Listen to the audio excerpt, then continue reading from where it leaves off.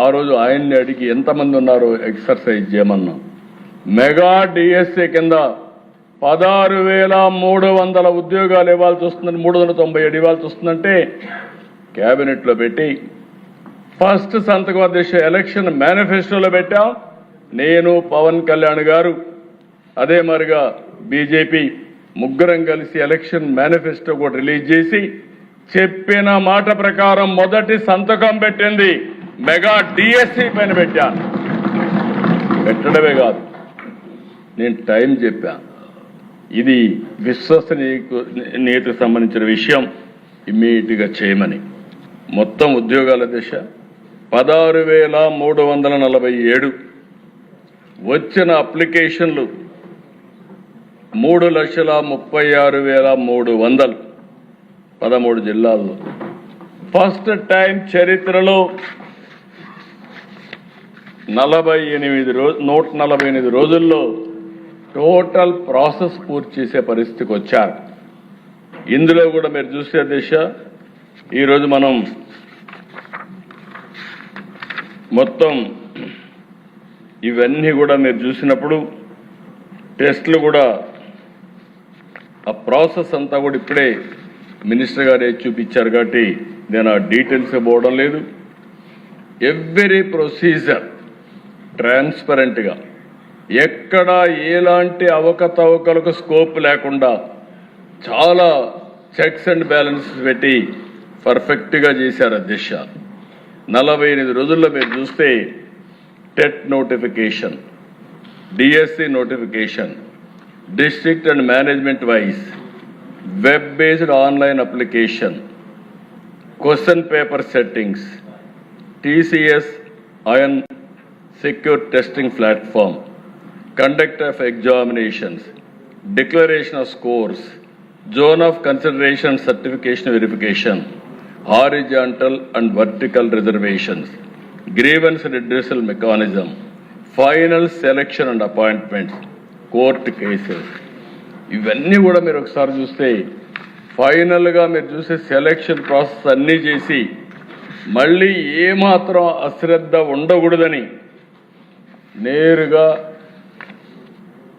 ఈ సెలెక్ట్ అయిన అందరినీ అమరావతికి పిలిచి వాళ్ళందరి యొక్క విషయాలు తెలుసుకొని వాళ్ళ కుటుంబ సభ్యులతో సహా ఆ రోజు సన్మానం చేసి పంపించి ఒక నమ్మకాన్ని కలిగించిన ప్రభుత్వం ఈ ఎన్డీఏ ప్రభుత్వం అని చెప్పి కూడా నేను మీకు తెలియజేస్తున్నాను అధ్యక్ష. ఈ ప్రాసెస్లో కూడా మీరు చూస్తే అధ్యక్ష క్వశ్చన్ పేపర్ ఒక్క సెట్టింగ్ చెప్తాను. 89 టెస్ట్ సెషన్స్, 13 సబ్జెక్టులు, 67 టైప్ ఆఫ్ పోస్టులు, 24 రోజుల్లో 42,000 క్వశ్చన్స్ని సెలెక్ట్ చేశారు. అందులో కూడా మీరు చూస్తే ఆ క్వశ్చన్ పేపర్స్ అన్ని సెలెక్ట్ చేసిన తర్వాత ఏ విధంగా పెట్టాలనో బెస్ట్ సిస్టమ్ ఎస్టాబ్లిష్ చేశారు. ప్రీ ఎగ్జామ్ కానీ, డ్యూరింగ్ ఎగ్జామ్ కానీ, పోస్ట్ ఎగ్జామ్ కానీ ఎక్కడ జీరో టాలరెన్స్ కింద, జీరో కాంప్రమైజ్ కింద ముందుకు పోయే పరిస్థితికి వచ్చారు. 154 సెంటర్లో పరీక్షలు జరిగాయి. 19 అవుట్ సైడ్ ఆంధ్రప్రదేశ్ చేసే పరిస్థితికి వచ్చారు. CBT కంప్యూటర్ బేస్డ్ టెస్ట్ మోడ్లో మొత్తం కండక్ట్ చేశారు. డిక్లరేషన్ ఆఫ్ స్కోర్స్ కూడా everything online, everything is transparent అధ్యక్ష. ఇంకొక పక్కన హారిజాంటల్ వర్టికల్ రిజర్వేషన్స్ ఎంతమందికి ఇచ్చారో కూడా వర్టికల్ మొత్తం వెరిఫికేషన్ అవుట్కమ్ చూస్తే 16,291 వ్యక్తుల్ని కంప్లీట్ చేసి కన్సిడర్ చేస్తే 15,941 మంది సెలెక్షన్ అయ్యారు. 722 మంది రిజెక్ట్ అయ్యారు. దానిపైన ఆ మెరిట్స్ ప్రకారం ఇలాంటివన్నీ చేసే దిశ హారిజాంటల్ వర్టికల్ రిజర్వేషన్. ఇటీవల మేము ఒక స్పోర్ట్స్ పాలసీ కూడా తీసుకొచ్చాం. 2% నుంచి 3%కు పెంచాం. టోటల్గా మీరు చూస్తే దిశ 1-2 కాదు, 33,830 క్వరీస్ వచ్చాయి, సందేహాలు వచ్చాయి, ఫిర్యాదులు వచ్చాయి, అన్నిటికీ ఆన్సర్ చేశారు. ఇంకొక పక్కన మీరు చూస్తే ఈ జోనల్ లెవెల్లో కూడా 3 లెవెల్లో zonal level committee, state level committee, final appellant authority, ఇలాంటి అన్ని పెట్టుకొని మొత్తం అన్ని కూడా రెడ్యూస్ చేసే పరిస్థితికి వచ్చారు. ఇంకొక పక్కన దేశ స్పోర్ట్స్ కోట 421 మంది వేకెన్సీస్ ఉంటే 3600 వచ్చారు. 5328 పోస్టు ప్రిఫరెన్సెస్ ఇచ్చారు. ఇందులో కూడా మీరు చూస్తే అధ్యక్ష 24-29 పాలసీ తీసుకొచ్చాం. 2 నుంచి 3% పెంచాం. దీనికి ఒక జీవో ఇచ్చాం. ఇచ్చిన తర్వాత అధ్యక్ష మీరు చూస్తే జీవో నెంబర్ 4 చాలా స్పెసిఫిక్గా ఇష్యూ చేసి ఇవన్నీ కూడా ఒక పద్ధతి ప్రకారం మొత్తం కూడా గవర్నమెంట్ ఆఫ్ ఇండియా ఏదైతే అమలు చేశారో అదే ఇక్కడ అమలు చేసే పరిస్థితికి వచ్చాం. ఫైనల్గా అధ్యక్ష ఇటీవల కాలంలో ఎప్పుడూ మాట్లాడలా, 1 ఇయర్ పైన అయిపోయింది. ఉద్యోగాలు వచ్చిన వాళ్ళు చాలా హ్యాపీగా, ఎంత ఆనందంగా ఉన్నారంటే వాళ్ళ టెస్ట్ మనీలు చూస్తే నాకే ఒళ్ళు జలధరించే పరిస్థితికి వచ్చింది. వాళ్ళ స్టోరీస్ అంటే చాలా ఒక మనస్సుని కలిచివేసే విధమైన స్టోరీలు. ఒక్కొక్కరు 7 ఏళ్ళు మేము ప్రాక్టీస్ చేసాం, చదువుకున్నాం. ఎవ్రీ ఇయర్ పెడతారన్నారు, పెడతారంటే మేము ఆత్రపడ్డాం. 7 ఏళ్ళు జీవితాన్ని నాశనం చేసుకున్నాం. కడాన మీరు ఏదైతే మెగా డిఎస్సి పెట్టారో అచంచలమైన విశ్వాసంతో కష్టపడ్డాం, రాత్రింబగళ్ళు కష్టపడ్డాం. మా కష్టానికి తగిన ఫలితం దక్కిందని వాళ్ళ కష్టాలు వర్ణించినప్పుడు మనసు కూడా చెల్లించిపోయే పరిస్థితికి వచ్చింది. అలాంటి రిక్రూట్మెంట్లో ఎక్కడ ఏది జరగకపోతే వీళ్ళు పెట్టిన అధ్యక్ష మీరు చూస్తే allegation SCERT direct convener, DSC convener, ఇంకొక పక్కన డైరెక్టర్ ఒకరే ఉన్నారు. ఇది అడ్మినిస్ట్రేటివ్ కన్వీనియన్స్. ఆయన ఏం చేశారు తప్పులేదు, ఆయన ఒకడున్నాడు కాబట్టి నేను బురద ఇస్తున్నా. This is one allegation. ఇంకొక అలిగేషన్ అధ్యక్ష ఎవరికో ర్యాంక్ ఒకటి వచ్చిందని. అతని ర్యాంక్ ఒకటి వస్తే నేను కూడా కనుక్కున్నాను ఏంటి ఎట్లా వచ్చిందని. వచ్చింది, వెరిఫికేషన్ రాలేదు. వెరిఫికేషన్ రాకపోతే 1 వచ్చిన వాడికి ఎందుకు ఉద్యోగం ఇవ్వలేదంటారు. అంటే ఏ విధంగా వీళ్ళకు దొరికితే ఆ విధంగా మాట్లాడే పరిస్థితికి వచ్చారు. ఇది ఒక చాలా స్పష్టంగా అది కూడా వెరిఫై చేస్తే ఇది వాస్తవం. ఇంకో పక్కన అధ్యక్ష lack of transparency in declaring results అంటారు. మొత్తం మీరు రిజల్ట్స్ చూస్తే ఎప్పటికప్పుడు మెరిట్ కమ్ రోస్టర్ లిస్టులన్నీ కూడా డిస్ప్లే చేయడం, కలెక్టర్స్కి వాళ్ళు కూడా నోటీస్ బోర్డులో పెట్టడం, ఆన్లైన్లో ఇప్పటికి కూడా ఏ రోజు ఏం జరిగిందో total process is online beginning to ending. దీనికంటే ట్రాన్స్పరెన్సీ ఏం కావాలి అధ్యక్ష?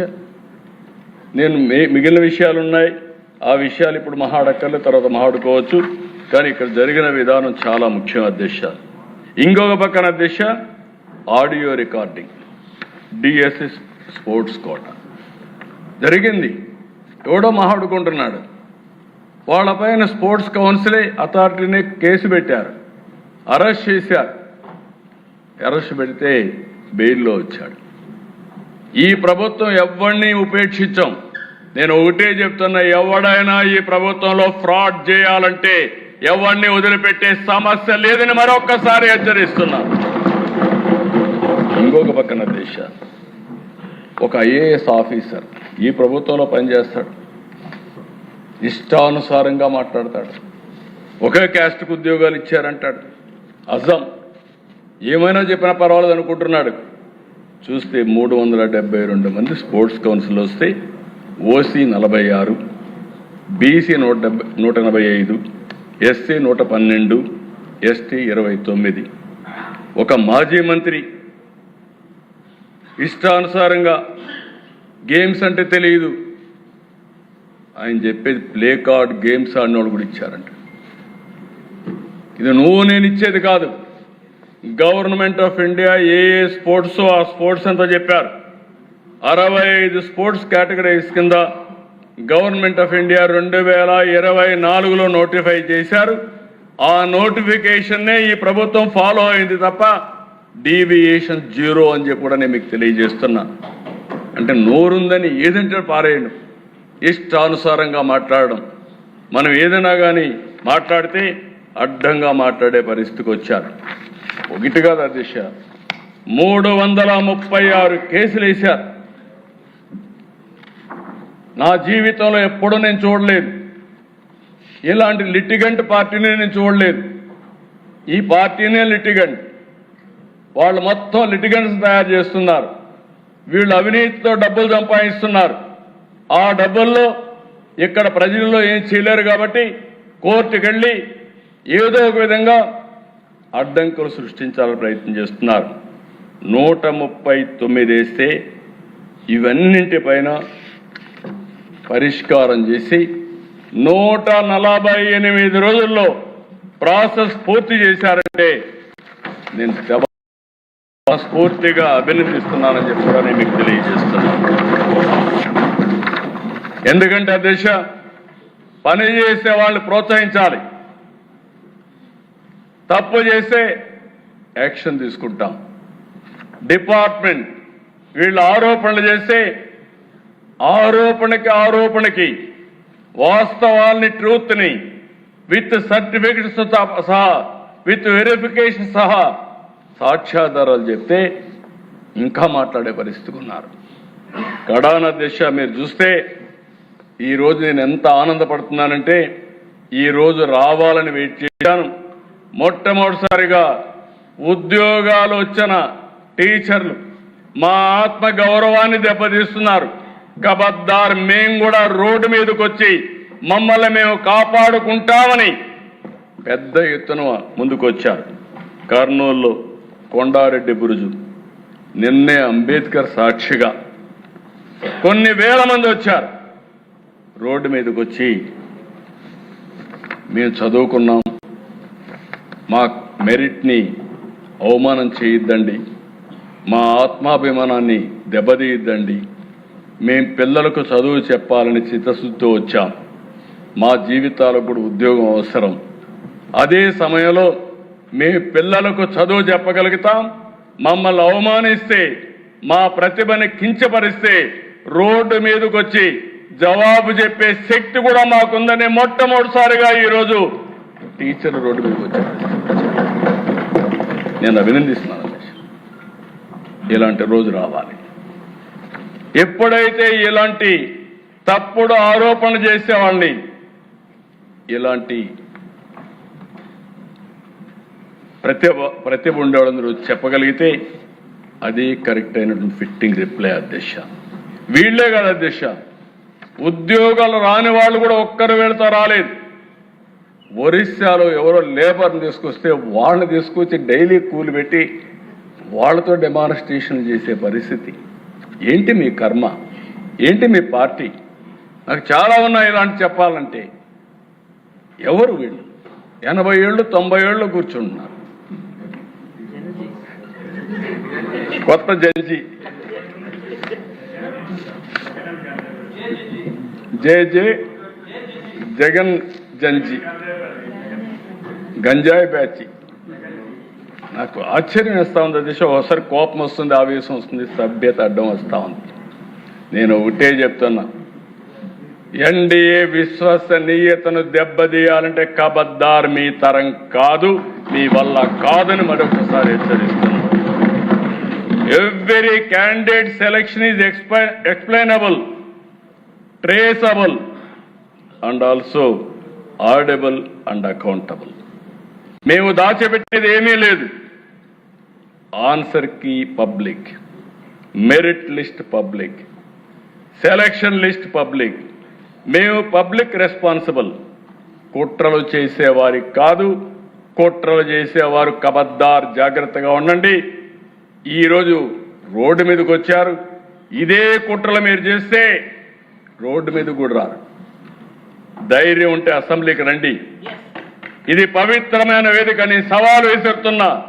మీరు ఇక్కడ అసెంబ్లీలో వచ్చి కూర్చుంటే, మీరు అడిగేదానికి మేము సమాధానం చెప్తే, నీ దగ్గర ఏదైనా అడిషనల్ పేపర్ ఉంటే ఆ సాక్ష్యాలు చూపించి ఒక పవిత్రమైన వేదికతో ప్రజా సమస్యలనే కాకుండా జవాబుదారీతనం తీసుకొచ్చే వేదిక ఈ అసెంబ్లీ.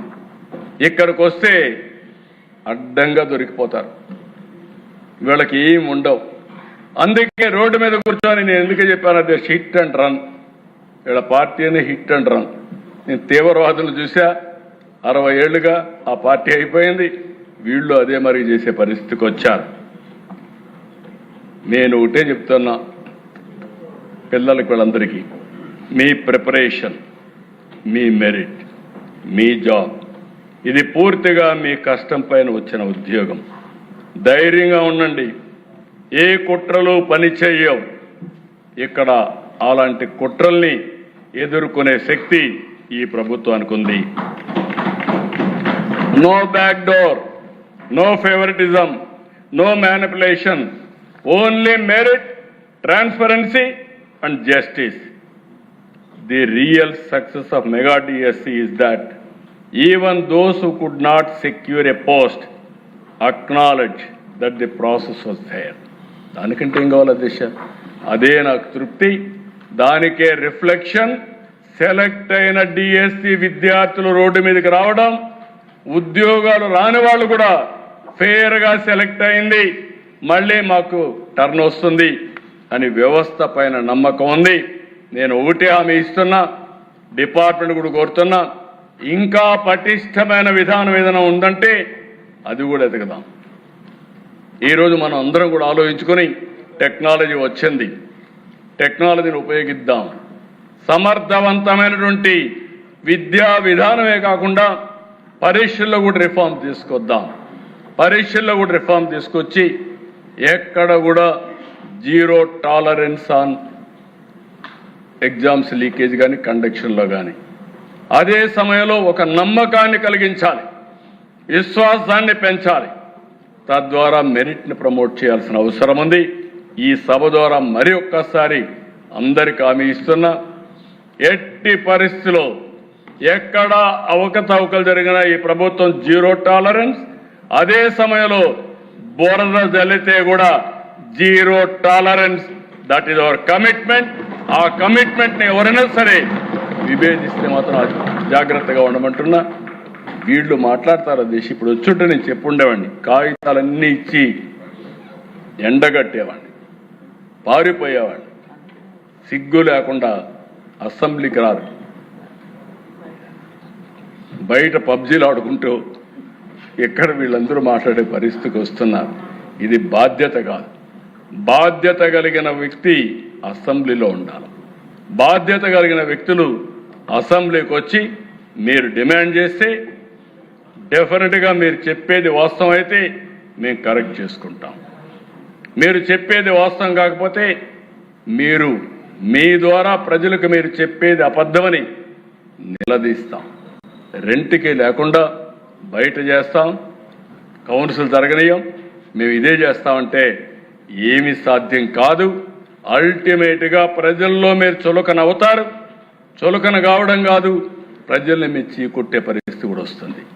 ఇది మంచిది కాదు ప్రజాస్వామ్యానికి. 48 ఏళ్ళుగా నేను చూశాను దిశ. నా జీవితంలో మొట్టమొదటిసారిగా ఒక రాజకీయ పార్టీ 2.5 సంవత్సరాల నుంచి అసెంబ్లీకి రాకుండా చూడడం మొట్టమొదటిసారి దిశ నా జీవితంలో. ఇది దీనికంటే ఏం కావాలో దేశం వీళ్ళకి? మళ్ళా జీతాలు తీసుకుంటున్నారు, మళ్ళా వీళ్ళకి ప్రివిలేజెస్ కావాలి బయట. ఏంట దేశం ఇది? బాధ్యత ఉండాలి. నేను అందుకే చెప్పాను, నేను 2047 ప్రతి ఒక్కరికి అది ఉంది. నేను అక్కడ ఉండేవాళ్ళు ఏం చేశారో వాళ్ళు ఆలోచించుకోవాల్సిన అవసరం ఉంది. కాబట్టి మళ్ళీ చెప్తున్నా, ఎక్కడా అవకతవకలు జరగలేదు, జరిగితే ఉపేక్షించే సమస్య లేదు. అదే సమయంలో భవిష్యత్తులో ఇంకా మెరుగైన ఆలోచనలు ఉంటే ఎవరిచ్చినా సరే అవి కూడా తీసుకుంటాం. ఇంకా పగడ్బందీగా భవిష్యత్తులో పరీక్షలు కండక్ట్ చేయడానికి ఈ ప్రభుత్వం సిద్ధంగా ఉన్నామని మరొక్కసారి తెలియజేసుకుంటూ, ఈ విషయాన్ని చదివించే తల్లిదండ్రులు అర్థం చేసుకోవాలని కోరుతున్నా.